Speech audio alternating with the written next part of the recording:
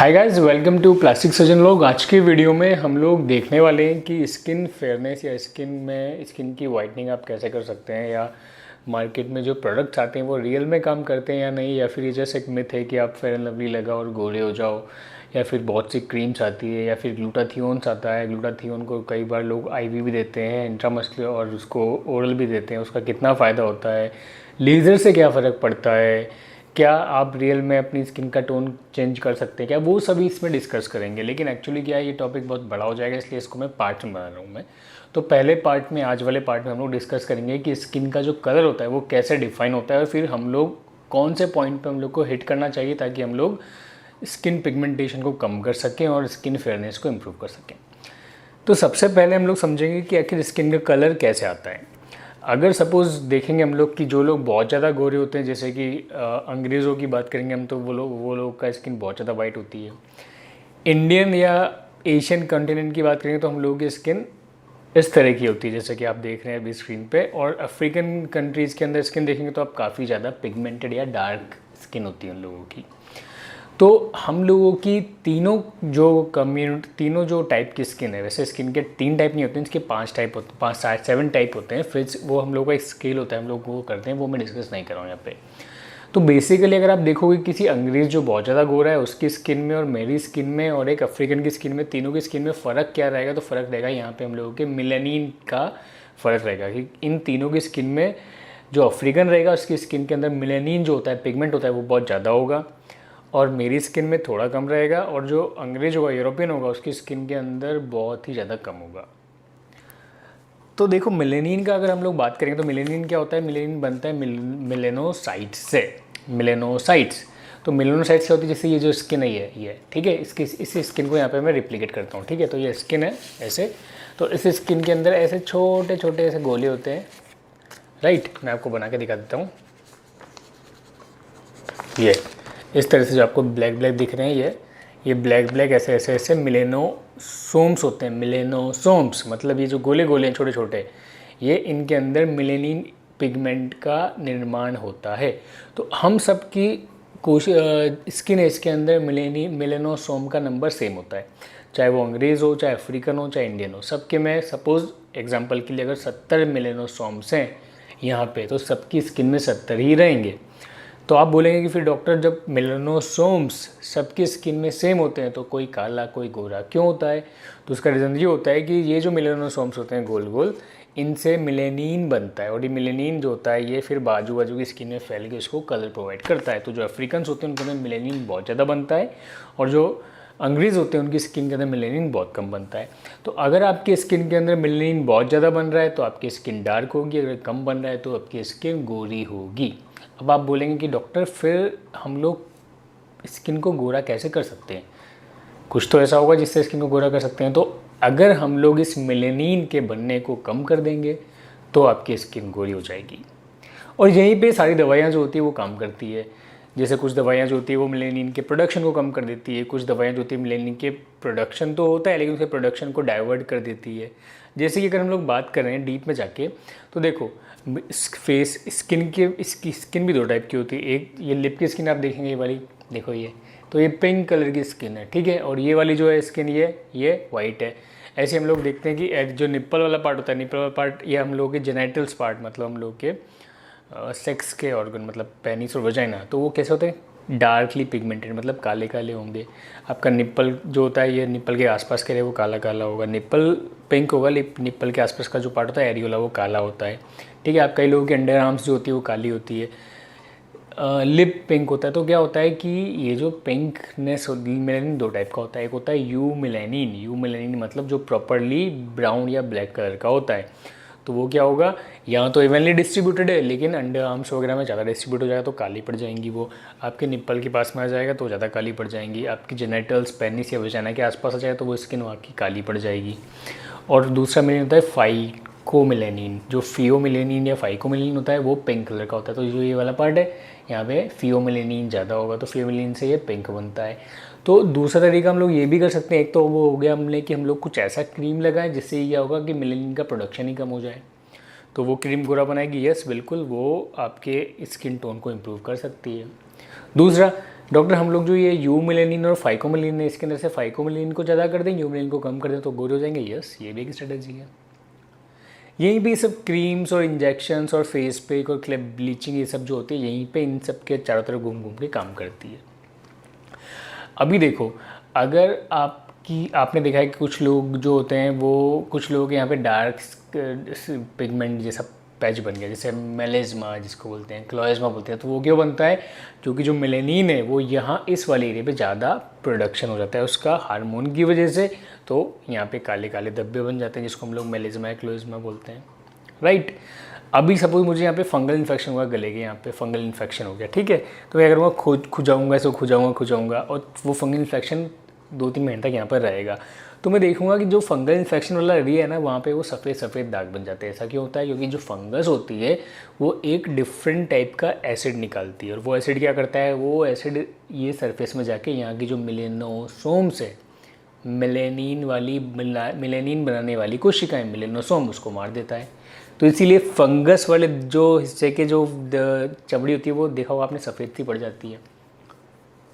तो अब आप सोचिए, यहाँ पे आप सोच सकते हैं कि डॉक्टर आपने बोला कि फंगस इन्फेक्शन वाली जगह पे जब हम लोग 2-3 महीने बाद देखते हैं तो वो सफ़ेद सफ़ेद सा बन जाता है ऐसा। तो आपने बोला कि फंगस एक एसिड बनाती है, वो मेलेनोसोम्स को मार देती है। तो क्या हम उस एसिड को लैब के अंदर आर्टिफिशियली बना के उसको चेहरे पे लगाएंगे तो क्या हम गोरे हो सकते हैं? यस, ऐसा हो सकता है, गोरे हो सकते हैं। तो मतलब वो एसिड को भी हम लोग दवाई के रूप में काम कर सकते हैं। हाँ, वो हम लोग डिस्कस करेंगे बाद में। तो इसके अलावा और क्या हो सकता है कि आपने देखा है कुछ लोग जो होते हैं उनको एक बीमारी होती है, कैसे कि पूरी स्किन वाइट होगी, बाल भी वाइट होंगे, उनकी आईब्रोज भी वाइट होगी, इसको हम लोग बोलते हैं एल्बिनिज्म। उसमें क्या होता है? आपका मेलेनोसोम तो होता है लेकिन उसमें कोई डिफेक्ट होता है, उसकी वजह से मेलेनिन पिगमेंट बन ही नहीं पाता। तो अब वो मेलेनिन पिगमेंट नहीं बनेगा तो क्या होगा? पूरी स्किन हर तरफ से वाइट बहुत ज़्यादा एक्सेसिवली वाइट दिखाई पड़ेगी, ठीक है। अब आप बोलोगे डॉक्टर इसका काम क्या है? मेलेनिन का काम क्या है? आपने देखा है कि आप कभी भी जाते हैं, अगर आप कभी बीच वाली लोकेशन पे जाते हो और वहाँ पे आप आराम से बीच पे बैठते हैं या कहीं पे घूमते हैं, जैसे लोगों ने देखा होगा जो कई लोग, हम लोग अंडमान निकोबार घूमने गए, हम लोग गोवा गए या कहीं फॉरेन में भी कई लोकेशन पे गए और बहुत टाइम तक धूप में निकाला तो स्किन क्या हो जाती है? टैन हो जाती है। उसको हम लोग बोलते हैं स्किन टैन हो जाती है, कालापन सा पड़ जाता है। वो क्यों पड़ता है? तो जो सूरज की रोशनी होती है उसके अंदर अल्ट्रा वायलेट किरणें होती है। अल्ट्रा वायलेट किरणों के 2 टाइप होते हैं, ए और बी। तो जो अल्ट्रा वायलेट किरणें होती है वो क्या करती है? आपकी स्किन में आती है, स्किन में आके वो स्किन में मेलेनोसोम को इंड्यूस करती है, उसको उत्तेजित करती है कि वो मेलेनिन पिगमेंट को ज़्यादा बनाए। तो उससे क्या होता है? आपकी स्किन टैन हो जाती है, काली पड़ जाती है, राइट। धूप में निकलने से ऐसा होता है, आप सब ने ये फील करा होगा। तो उसके लिए हम लोग क्या करते हैं? हम लोग सनस्क्रीन लगाते हैं। सनस्क्रीन जो होती है वो क्या करती है? जो अल्ट्रावायलेट किरणें होती है उसको रोक लेती है, उसकी वजह से वो मेलेनोसोम तक नहीं पहुंच पाती और फिर मेलेनिन को ज़्यादा बनने को बढ़ा नहीं पाती और आपका कलर काला नहीं पड़ता है। तो सनस्क्रीन हम यहाँ पे ये फ़ायदा करती है। सनस्क्रीन भी वही आपको यूज़ करनी चाहिए जिसका SPF जो होता है वो 30 से ज़्यादा हो। अभी SPF क्या होता है? तो हर सनस्क्रीन के ऊपर एक वैल्यू दी होती है। SPF कोई सी भी सनस्क्रीन उठा लो आप, मार्केट में मेरे पास अभी अंदर रखी होगी, तो मार्केट में बहुत सी सनस्क्रीन होते हैं। आप कोई सी भी सनस्क्रीन उठाओ आपको उसके बाद दिखेगा SPF। तो जितना ज़्यादा SPF सनस्क्रीन उतनी ज़्यादा अच्छी। 30 SPF है तो मतलब ज़्यादा प्रोटेक्शन देगी, 40 है तो और ज़्यादा प्रोटेक्शन देगी। SPF मतलब होता है सन प्रोटेक्शन फैक्टर, ठीक है। तो सनस्क्रीन ये काम करती है। अब बोलेंगे डॉक्टर और मेलेनिन का क्या काम होता है? मेलेनिन का काम आपने बोला है कि स्किन को कलर प्रोवाइड करना, बट कुछ और भी तो फंक्शन होगा। तो यस, मेलेनिन का फंक्शन है। ये जो अल्ट्रा वायलेट किरणें धूप से आती है, ये अल्ट्रा वायलेट किरणों जो होती है ये मेलेनिन के साथ में रिएक्शन मतलब फ्री रेडिकल बनाती है, और वो फ्री रेडिकल जो होते हैं वो मेलेनिन उसको किस तरह से रोक लेता है। तो क्या होता है जनरली, मेलेनिन ज़्यादा अगर आपकी स्किन में होगा, मतलब अगर आपका रंग ज़्यादा काला या ज़्यादा डार्क होगा तो आपको उतना ही ज़्यादा प्रोटेक्शन मिलेगा सूरज की किरणों के हार्मफुल इफ़ेक्ट से, नुकसान देने वाले इफ़ेक्ट से। वो नुकसान देने वाला इफेक्ट क्या होता है कि अगर लंबे टाइम तक सूरज की किरणें आपकी बॉडी पे कंटिन्यूसली पड़ती रहेंगी तो आपको स्किन कैंसर के चांसेस हो सकते हैं, ठीक है। तो आप बोलोगे कि इसका मतलब ये हुआ कि जिन लोगों की स्किन डार्क या काली होगी उन लोगों को स्किन कैंसर या मतलब चमड़ी के कैंसर के चांसेस कम होंगे। यस, कम होंगे। अगर आप स्किन कैंसर कितने लोगों को होता है वो रजिस्टर उठा के देखोगे वर्ल्ड के अंदर जितना भी होता है, तो आपको पता पड़ेगा कि जो गोरे लोग होते हैं, अंग्रेज़ होते हैं, उनके अंदर स्किन कैंसर के चांसेस काले लोगों से 10 गुना ज़्यादा होते हैं। मतलब अगर मैं 100 स्किन कैंसर के पेशेंट को देखूंगा तो उसमें से 90 पेशेंट का रंग बहुत ज़्यादा फेयर होगा और 10 लोगों का रंग ही काला या ये होगा डार्क ब्राउन टाइप का होगा। अदरवाइज़ 90% लोगों का रंग बहुत ज़्यादा गोरा होगा। और क्यों ऐसा हो रहा है? क्योंकि उनके अंदर मेलेनिन पिगमेंट कम है। तो वो मेलेनिन पिगमेंट कम की वजह से सूरज की किरणें वहाँ पे आती हैं और वो डैमेज करती है स्किन को, और लंबे टाइम तक ऐसा होने से उनको स्किन कैंसर के चांसेस बनते हैं। तो मेलेनिन यहाँ पे भी फ़ायदा करता है। अब हम वापस से टॉपिक के ऊपर आते हैं कि हम लोग को गोरा कैसे हो सकते हैं, क्योंकि हम लोगों के इंडियन कॉन्टिनेंट में तो सब कुछ गोरेपन पे ही डिपेंड करता है। ऐसा लोगों का दिमाग में वो बचपन से उन लोगों के दिमाग में बैठा दिया जाता है कि गोरा गोरा, काला गोरा, ये गोरा, ऐसा ऐसा कर देते हैं। मेन चीज़ क्या डिपेंड होती है कि आपकी पर्सनालिटी कैसी है। आप गोरे हो, काले हो, नीले हो, पीले हो, उस पर कुछ डिपेंड नहीं करता है। डिपेंड ये करता है कि आप ह्यूमन कैसे हो, आपकी पर्सनालिटी कैसी है।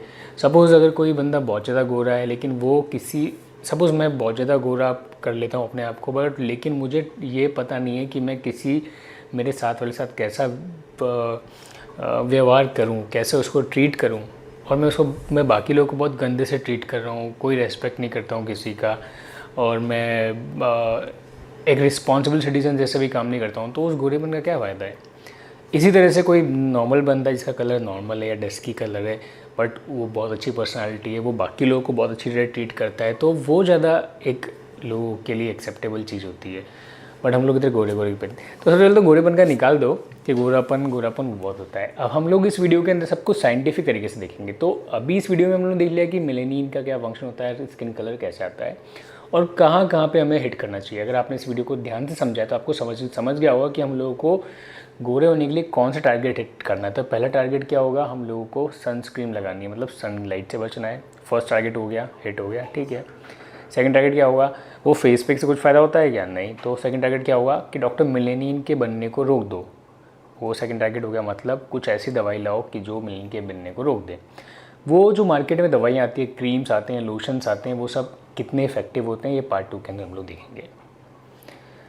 सो आई होप आपको ये वीडियो पसंद आया होगा। पसंद आया तो लाइक एंड सब्सक्राइब करना है। कुछ क्वेरी है तो आप कमेंट सेक्शन में डाल दो। इंस्टाग्राम पे जाके आप फॉलो कर सकते हैं। अगर आपको मुझसे डायरेक्टली बात करनी है तो call me for CM for app पे आप मुझे डायरेक्टली कॉल कर सकते हैं। आपको प्ले स्टोर से या एप्पल स्टोर से CM call me for app जाके डाउनलोड करनी है, CM फॉर ऐप, और वहाँ पे प्लास्टिक सर्जन सर्च करना है, प्लास्टिक सर्जन। वहाँ पे मेरा फोटो आ जाएगा और टाइमिंग्स होंगे, वहाँ पे आप उस टाइम पे कॉल कर सकते हैं। कुछ लोग बोलेंगे कि कॉल तो करते हैं लेकिन फ़ोन तो उठाता नहीं है।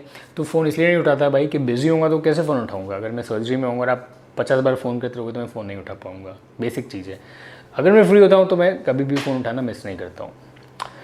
तो नेक्स्ट वीडियो में हम लोग देखेंगे कि क्रीम और लोशंस इनका कितना इफेक्ट होता है और ये वाकई में इफेक्टिव होती है या नहीं होती है। अगर इफेक्ट होती है तो कितनी इफेक्टिव है, इनके साइड इफेक्ट्स क्या हैं, वो सब देखने वाले। Thanks for watching, have a nice day, bye bye.